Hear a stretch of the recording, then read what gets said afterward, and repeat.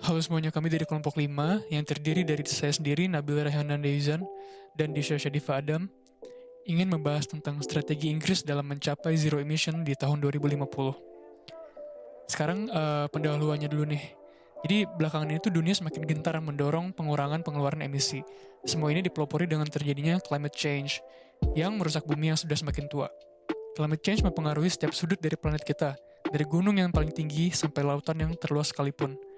Karenanya, orang-orang dan lingkungan alam pun merasakan dampak-dampak negatifnya, seperti berkurangnya pasokan air karena kekeringan, peristiwa-peristiwa cuaca ekstrim yang kian semakin sering terjadi, kebakaran hutan sampai sekaratnya terumbu-terumbu karang di lautan. Pemerintahan-pemerintahan yang tersebar di dunia, perusahaan-perusahaan, kota-kota, serta komunitas di dunia belakangan ini semakin erat bekerja sama untuk mengambil aksi guna menghentikan efek-efek negatif dan menanggulangi climate change. Kita masih belum terlambat dalam menghentikannya dan menjauhkan bumi ini dari efek-efek terburuk dari climate change dan membangun masa depan yang lebih baik. Meskipun begitu, kita harus bergerak dengan cepat. Dan faktor yang paling penting adalah untuk berhenti menggunakan bahan bakar fosil yang merupakan penyebab terbesar dari terjadinya climate change dan beralih ke energi terbarukan yang lebih bersih dan hijau.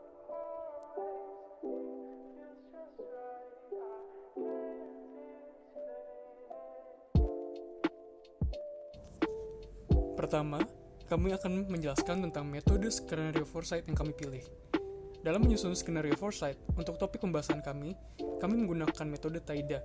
Metode TAIDA pertama kali dikembangkan oleh Lindgren dan Ben Holt pada tahun 2003, dan kemudian disempurnakan di tahun 2009. Langkah-langkah dari metode ini adalah sebagai berikut. Pertama adalah tracking, yang merupakan tahapan awal di mana kami mengidentifikasi perubahan, potensi ancaman, dan peluang. Dalam proses tracking, kami menganalisa dan memberikan gambaran atas kondisi backward, forward, inward, dan outward. Hal ini dilakukan guna membentuk upaya dalam menemukan tren, penggerak, dan ketidakpastian yang akan menjadi pertimbangan di masa depan. Hasil dari proses ini adalah rangkuman temuan yang kemudian menjadi objek analisis untuk tahap selanjutnya.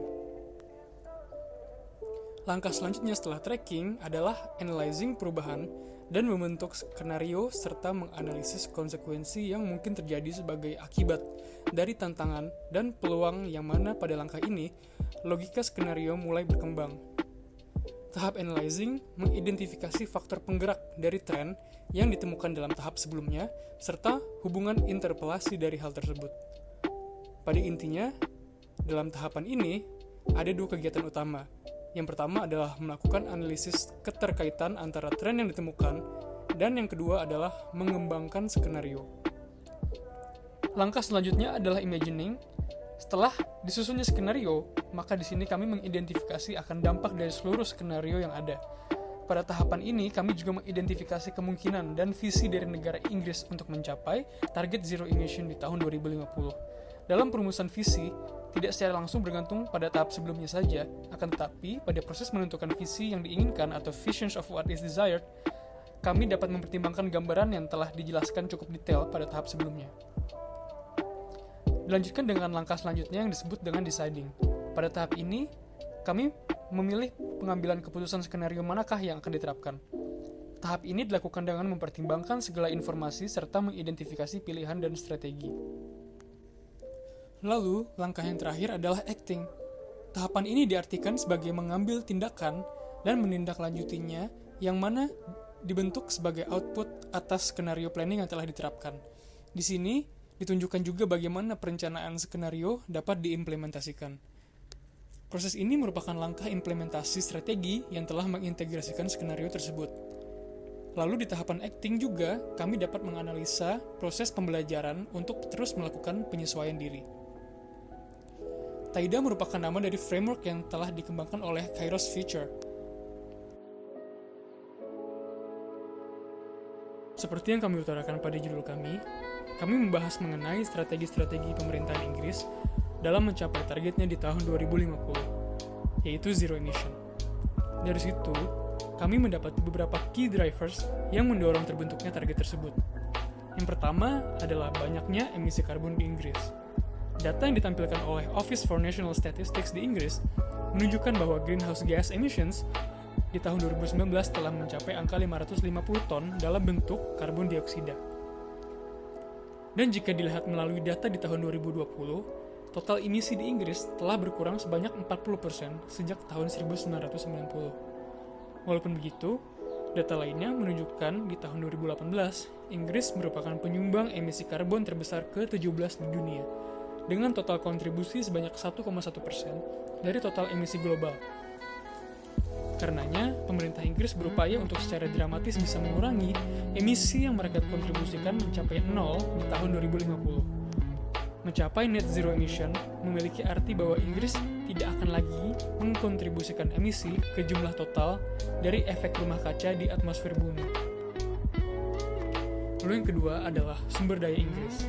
Pada tahun 2019, Inggris memiliki GDP sebesar 2,83 triliun US dollars.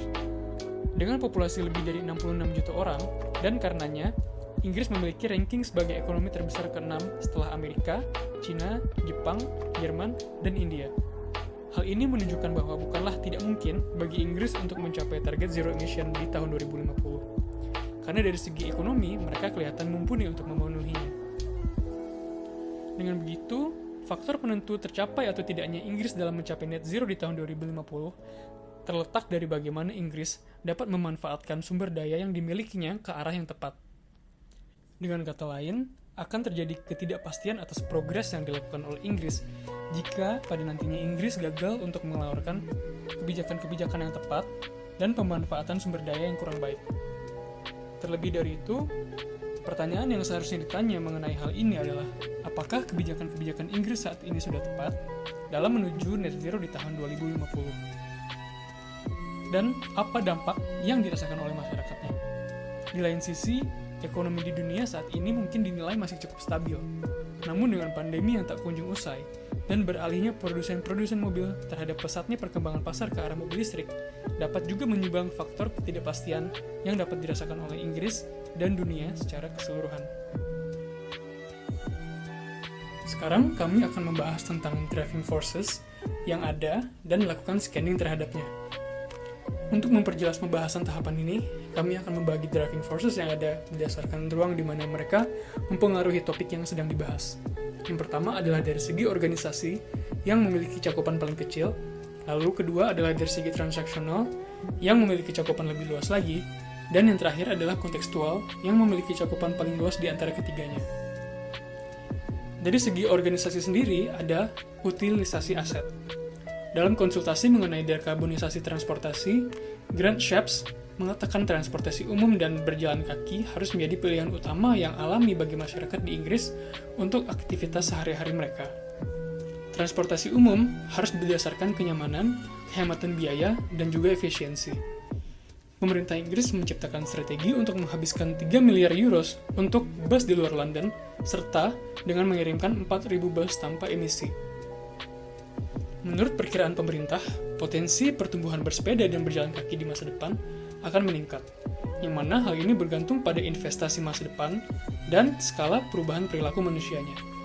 Dikatakan juga bahwa kegiatan ini dapat mengurangi emisi mobil antara 1-6 juta ton setara dengan CO2 pada tahun 2050. Strategi lainnya, pemerintah Inggris juga menghabiskan 2 miliar euros untuk rute berjalan kaki dan bersepeda, juga langkah-langkah lainnya guna meningkatkan penyerapan. Dari 6 prioritas yang telah diidentifikasi, mempercepat perpindahan mode ke transportasi umum dan aktif adalah prioritas utama bagi mereka. Selain utilisasi dari aset, yang tak kalah penting adalah efisiensi dari operasi yang berjalan. Berfokus pada green public transport, bersepeda, dan berjalan kaki. Beralih ke kendaraan tanpa emisi saja tidaklah cukup. Rencana pemerintah mengatakan bahwa masyarakat juga harus meningkatkan porsi transportasi umum, meningkatkan kualitas udara yang kita hirup, kesejahteraan mental dan fisik kita, juga membantu mengurangi emisi. Transportasi memiliki peran kunci dalam mengurangi emisi dan memenuhi tujuan pemerintah terhadap lingkungan dan kesehatan masyarakat. Emisi dari transportasi jalanan telah menjadi sorotan karena dampaknya terhadap kualitas udara lokal. Tetapi pemerintah berkomitmen untuk mengurangi polusi udara dari semua bentuk transportasi. The UK Plan for Tackling Roadside Nitrogen Dioxide Concentrations, diterbitkan pada tahun 2017 dan dilengkapi pada tahun 2018, mengidentifikasi otoritas lokal di Inggris yang telah diarahkan untuk mengembangkan rencana untuk membawa konsentrasi nitrogen dioksida di pinggir jalan dalam batas legal dengan waktu sesingkat mungkin. Pemerintah memberikan panduan ekstensif bagi otoritas lokal yang diperlukan untuk mengembangkan rencana lokal tersebut, termasuk kerangka kerja zona udara bersih untuk Inggris. Selanjutnya, kami akan membahasnya dari segi transaksional. Yang pertama adalah international trades, khususnya mengenai impor mobil elektrik dan listrik yang digunakan sebagai sumber daya. Seperti yang diutarakan oleh grup hijau Transport and Environment di British Broadcasting Company pada tahun 2018, Inggris hanya memproduksi setengah dari seluruh mobil elektrik yang dibuat di Eropa. Walaupun begitu, kurangnya investasi yang diberikan oleh produsen Inggris memberikan indikasi bahwa pada akhir dekade ini Inggris hanya akan memproduksi sekitar 4% dari angka di tahun 2018 tersebut. Hal ini diakibatkan karena pasar mobil sedang berkembang dengan pesat. Karenanya, grup TNI mengatakan bahwa walaupun Inggris merupakan salah satu negara yang mempelopori larangan penjualan mobil diesel dan bensin, Inggris pada akhirnya akan menjadi negara yang hampir secara keseluruhan bergantung pada mobil elektrik yang diimpor dari luar negeri. Inggris merupakan negara yang saat ini terlihat sebagai negara paling ambisius, terutama dalam menghentikan penjualan mobil dengan mesin berbahan bakar bensin dan diesel. Namun, dikarenakan ketergantungan tersebut, Inggris juga dilihat sebagai negara yang paling tidak siap atas perubahan tersebut. TNI juga berpendapat bahwa pada tahun 2030, mobil listrik yang ditenagai baterai akan menjadi produksi utama dari para produsen mobil yang tersebar seluas 27 negara di Eropa termasuk Inggris sebesar 48%, dan mobil berjenis plug-in hybrid juga akan berkontribusi sebesar 11% dari jumlah produksinya. Namun, setiap perusahaan mobil juga memiliki caranya sendiri dalam menghadapi transisi tersebut, yang artinya keseimbangan dari kekuatan industri tersebut dapat berubah sewaktu-waktu.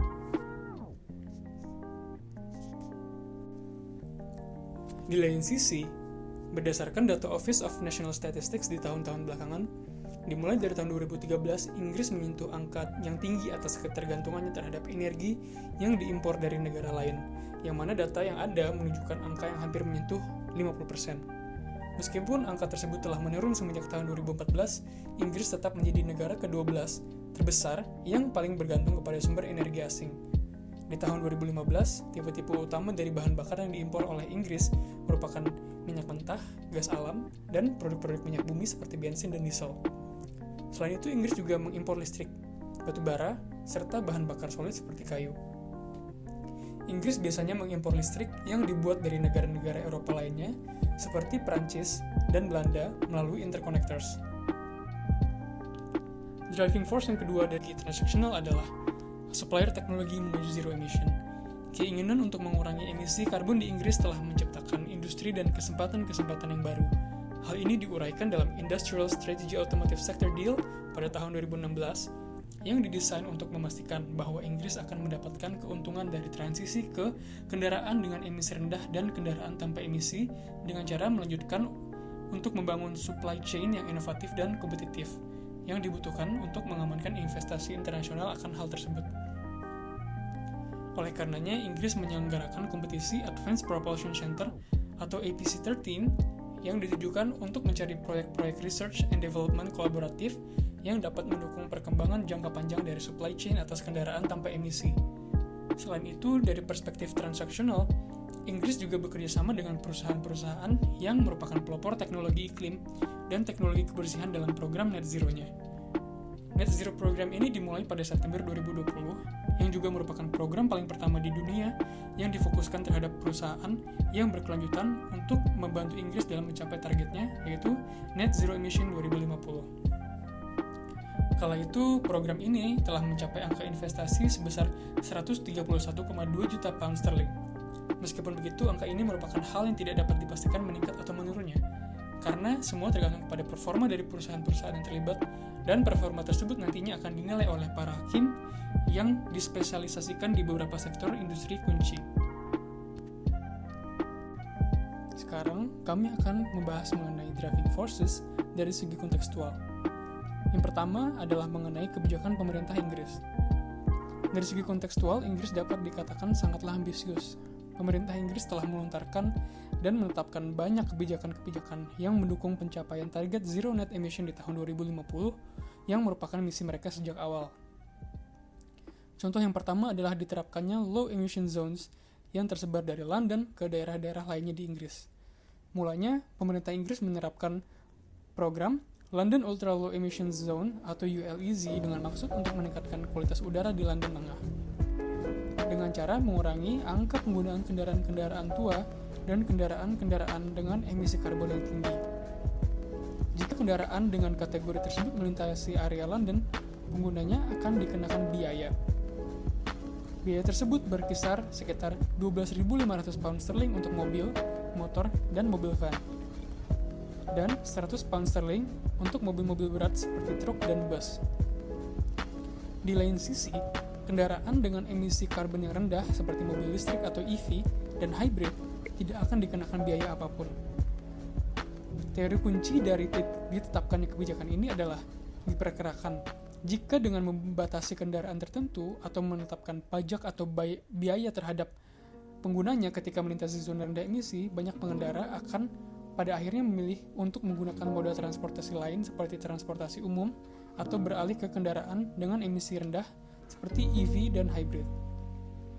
Contoh yang kedua adalah rencana Inggris untuk melarang penjualan mobil bermesin konvensional di tahun 2030. Ini artinya semua mobil bensin, diesel, dan mobil van tidak akan boleh lagi diperjualkan di tahun 2030.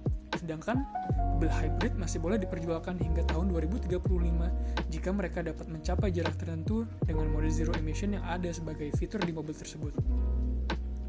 Inggris hanya mempunyai kurun waktu kurang dari 9 tahun sebelum hal itu terjadi. Tentunya hal ini akan memberikan efek terhadap para produsen mobil yang akan kehilangan segmen pasarnya.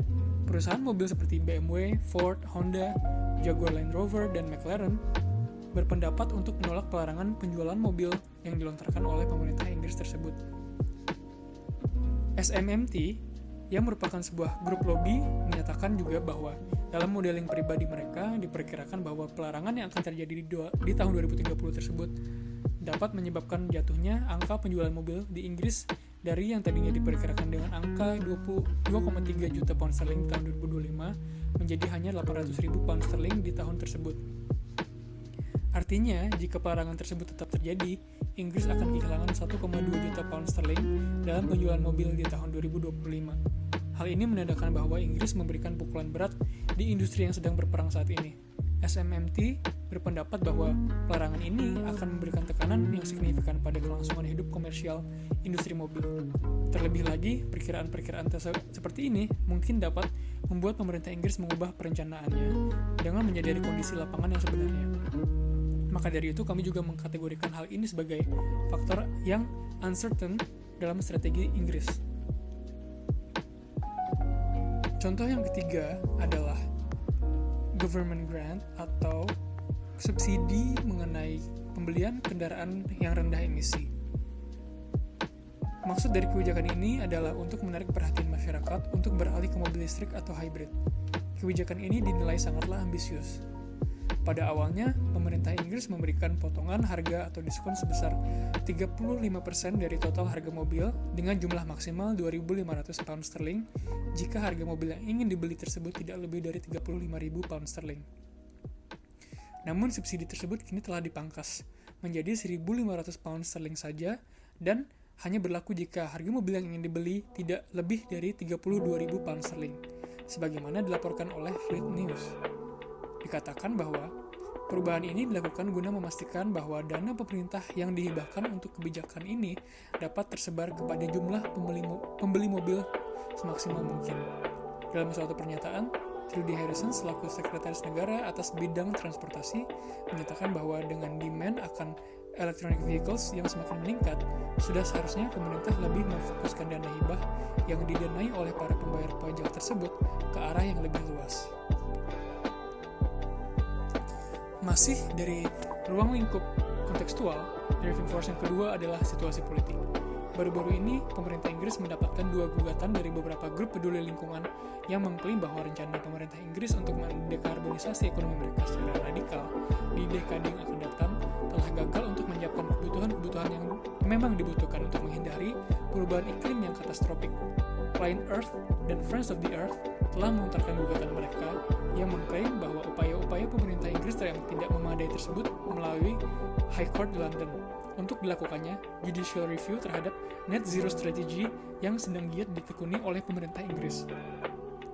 Mereka berpendapat bahwa pemerintah Inggris telah gagal untuk membuat kebijakan-kebijakan yang cukup untuk mengatasi perubahan iklim dan mencapai zero net emissions di tahun 2050. Walaupun begitu, pemerintah Inggris telah menyatakan langkah-langkah yang akan ditempuhnya secara detail mengenai transisi ke low carbon economy sebagai strategi besar mereka tahun lalu.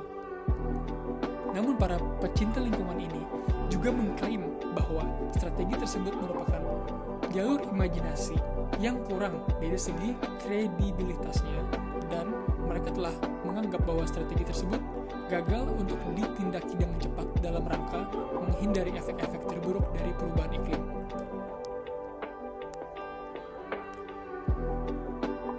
Driving force yang ketiga dari segi kontekstual adalah perubahan infrastruktur. Competition and Market Authority atau CMA mengklaim bahwa kesulitan akan pengisian baterai mobil elektrik dapat mengurungkan niat masyarakat untuk beralih terhadapnya. Kecemasan terhadap ketersediaan charging points atau titik pengisian daya telah dinilai mengurangi kepercayaan diri dan kepercayaan masyarakat terhadap penggunaan mobil listrik dan hybrid.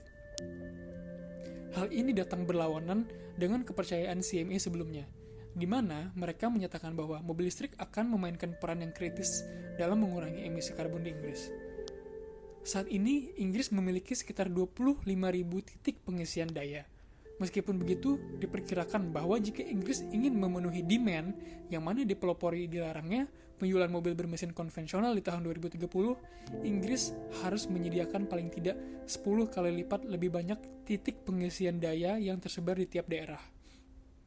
Ini artinya, harus ada sekitar 250.000 titik pengisian daya sebelum tahun 2030 datang.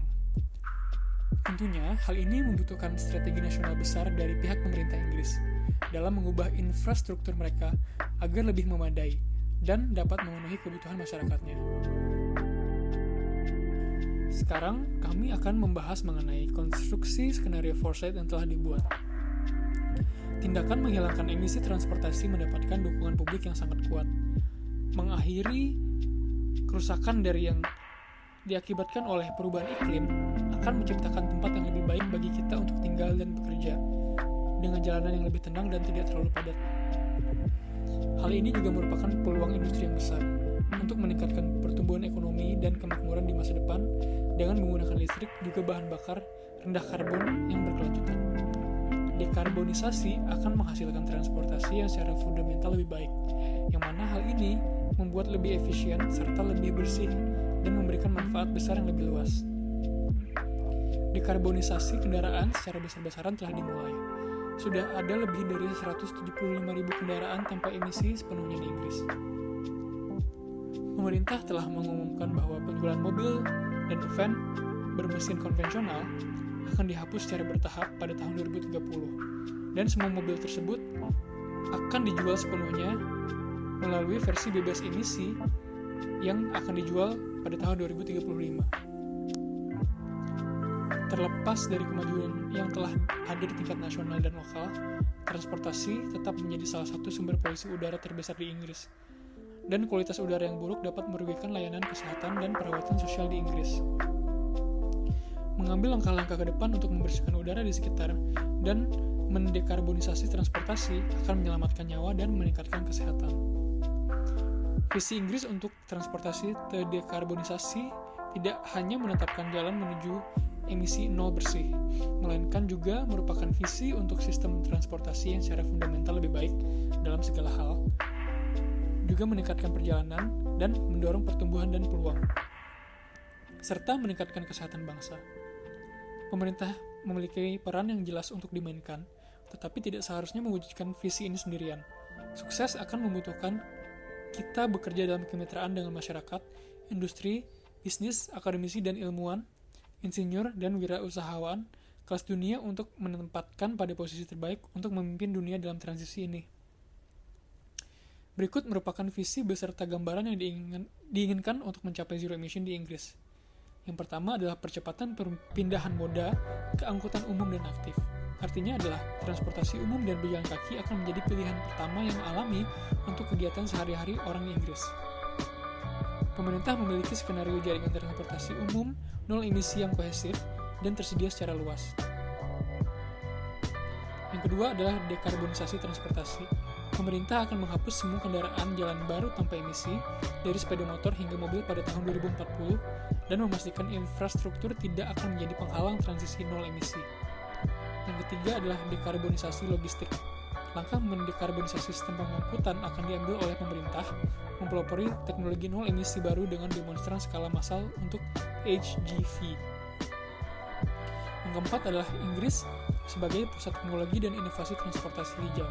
Visi akan memimpin revolusi industri modern melalui transportasi. Inggris menjadi pemimpin yang diakui secara internasional dalam teknologi hijau, inovasi, sains, dan penelitian. Hal ini memanfaatkan peluang dari inovasi dan teknologi hijau untuk mendorong pertumbuhan produktivitas Inggris dan menciptakan lapangan kerja baru. Yang kelima, solusi berbasis tempat untuk pengurangan emisi. Pada tahun 2050, setiap tempat di Inggris Raya akan memiliki jaringan transportasi nol emisi sendiri. Semua tempat akan memiliki kemampuan untuk mengambil tindakan berani untuk mendekarbonisasi transportasi. Yang keenam adalah mengurangi karbon dalam ekonomi global. Penerbangan Inggris akan mencapai nol emisi bersih pada tahun 2040. Di samping itu, memastikan dampak penerbangan terhadap lingkungan berkurang secara signifikan pada tahun 2050. Kapal tanpa emisi akan menjadi hal biasa di seluruh dunia. Pemerintah memiliki ambisi memimpin kerjasama dan kolaborasi internasional. Dalam mencapai titik nol emisi yang sebenarnya, mungkin memerlukan langkah-langkah tambahan untuk mendukung transisi ke transportasi permukaan nol emisi sepenuhnya. Setiap wilayah memiliki peran dan taktik tersendiri dalam mendukung zero emission, mengubah perilaku atau kebiasaan, mengurangi kebutuhan untuk bepergian, dan dekarbonisasi armada kendaraan merupakan langkah-langkah solusi akhir dari keterlibatan berkelanjutan dengan otoritas lokal dan badan transportasi subnasional untuk memahami tangan-tangan mereka saat ini dalam mengurangi emisi transportasi. Dalam jangka pendek, bahan bakar rendah karbon akan terus menjadi sumber daya yang tersedia dan fleksibel untuk memberikan penghematan emisi dalam semua kendaraan berjalan. Bahan bakar rendah karbon yang berkelanjutan menawarkan manfaat industri utama, mengingat lokasi banyak pabrik produksi Inggris dan manfaat ekonomi yang dapat diberikan. Industri ini sangat cocok untuk mendukung upaya mengurangi disparitas regional. Ada pula peluang strategis yang nyata bagi Inggris untuk menjadi pemimpin global dalam hal rendah karbon. Produksi bahan bakar termasuk SAF dan hidrogen terbarukan. Kebijakan ambisius pemerintah akan mendorong pengembangan teknologi dan infrastruktur, perluasan pabrik yang ada, dan pembangunan pabrik baru di seluruh Inggris. Hidrogen akan menjadi komponen strategis utama untuk sepenuhnya mendekarbonisasi ekonomi Inggris.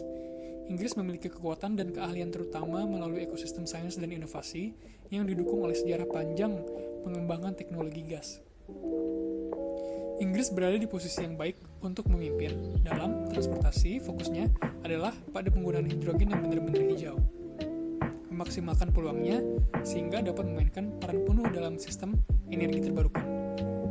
Penggunaan hidrogen terbarukan sudah diberi insentif di bawah RTFO. Eksplorasi implikasi skenario berdasarkan uncertainties yang telah dibahas di bagian-bagian sebelumnya. Tentunya ada banyak implikasi yang dapat terjadi sebagai akibat dari sebab-sebab tersebut. Mulai dari utilisasi aset dan efisiensi operasi yang dilakukan oleh Inggris, mereka terlihat sangatlah ambisius dan bersemangat dalam beralih ke pemanfaatan energi terbarukan, mulai dari segi transportasi umum hingga transportasi pribadi. Semua ini memang dilakukan sebagai bentuk strategi Inggris dalam mencapai zero net emission di tahun 2050. Meskipun hal ini sangatlah positif bagi dunia, khususnya Inggris, perusahaan-perusahaan industri yang memproduksi kendaraan atau peralatan rumah tangga yang masih menggunakan bahan bakar fosil akan sangat terpukul. Dengan kata lain, implikasinya bagi mereka adalah mereka harus dengan siap dan sigap mengembangkan teknologi mereka dan beradaptasi di dunia yang semakin lebih hijau dan efisien.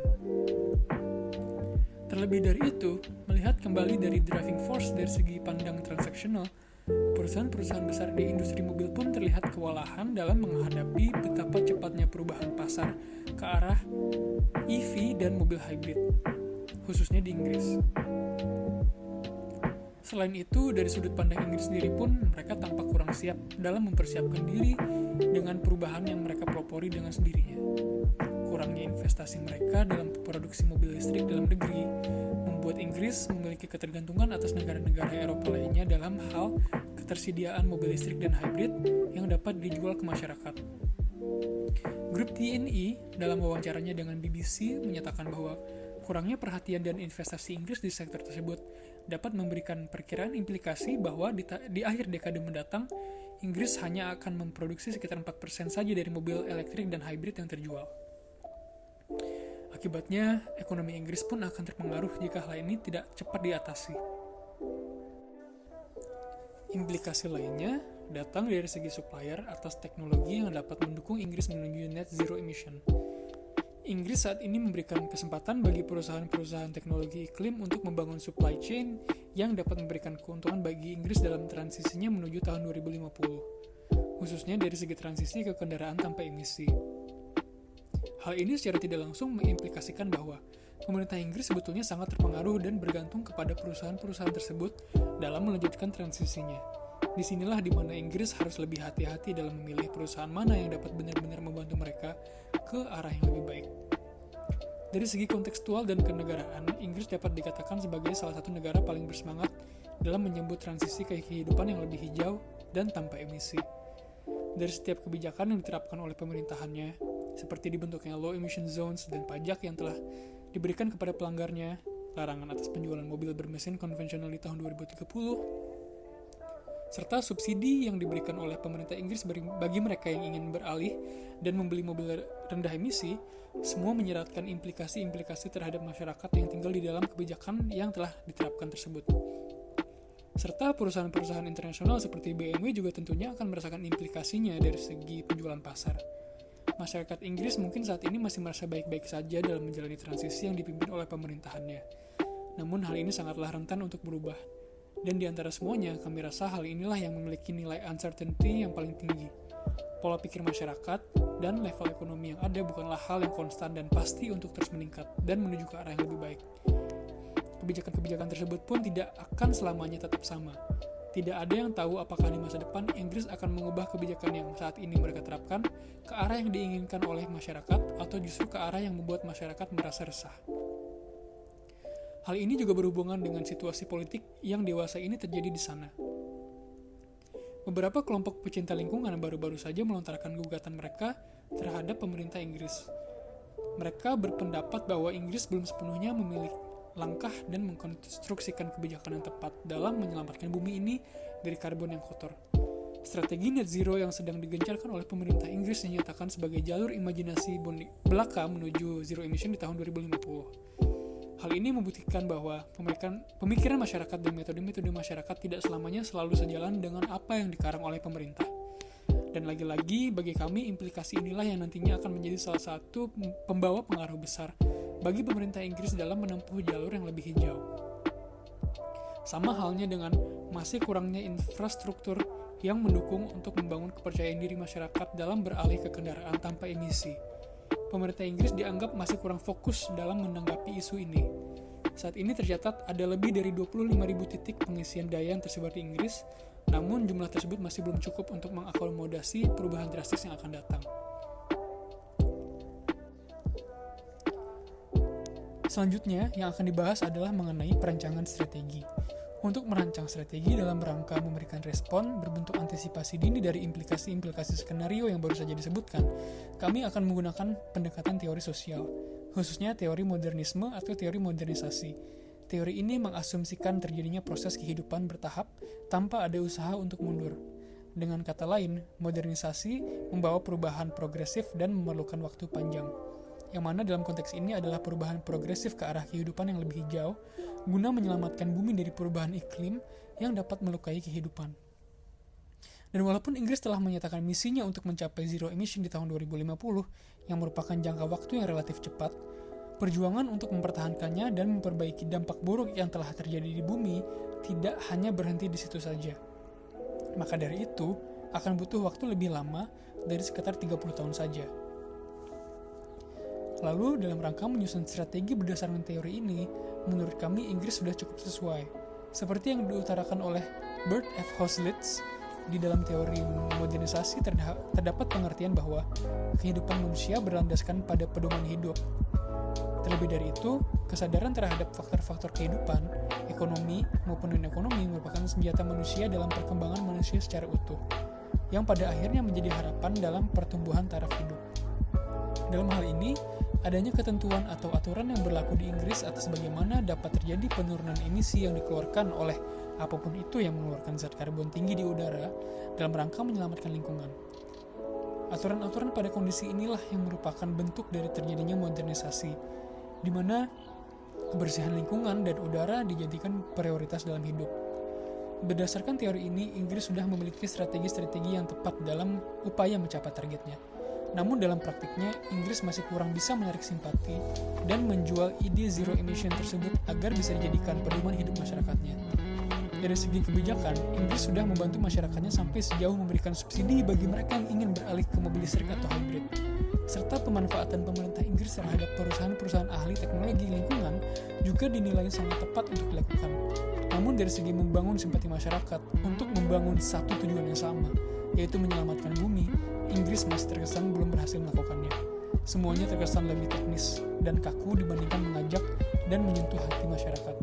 Mungkin disinilah Inggris dapat lebih membesut kampanyenya menuju zero emission di tahun 2050. Selain itu, ada benarnya juga apa yang diutarakan oleh grup-grup peduli lingkungan yang melontarkan gugatan kepada pemerintah Inggris. Mungkin dalam strateginya, Inggris harus merevisi bagian-bagian di mana mereka terkesan sangat ambisius agar menjadi lebih realistis, dan memulai transisi-transisi yang akan datang ke arah yang lebih manusiawi dan ke arah yang lebih tepat. Harus diingat, tujuan dari memulai kehidupan dengan cara yang lebih jauh bukan dimulai sudut pandang ekonomi saja, namun juga dari sudut pandang kehidupan manusia secara menyeluruh. Sebagaimana diutarakan oleh salah satu pengacara senior Clean Earth, bahwa tidaklah cukup bagi pemerintah Inggris untuk hanya memiliki strategi zero emission, tapi juga diperlukan adanya kebijakan-kebijakan yang dapat mengatasi permasalahan nyata yang saat ini sedang dihadapi masyarakatnya menuju transisi tersebut. Sedangkan, jika dilihat dari segi ekonomi, Inggris sangatlah mumpuni. Oleh sebab itu, letak dari strategi yang harus diambil untuk merespon implikasi pada bidang produksi kendaraan dan impor tenaga listrik adalah dari bagaimana Inggris mulai sekarang dapat lebih fokus untuk berinvestasi di bidang-bidang tersebut. Selain itu, Inggris juga sudah seharusnya lebih berinvestasi di bidang infrastruktur dalam negerinya. Seperti yang diutarakan sebelumnya, Inggris belum memiliki titik pengisian daya yang cukup untuk menyokong transisi masyarakatnya ke mobil listrik dan hybrid.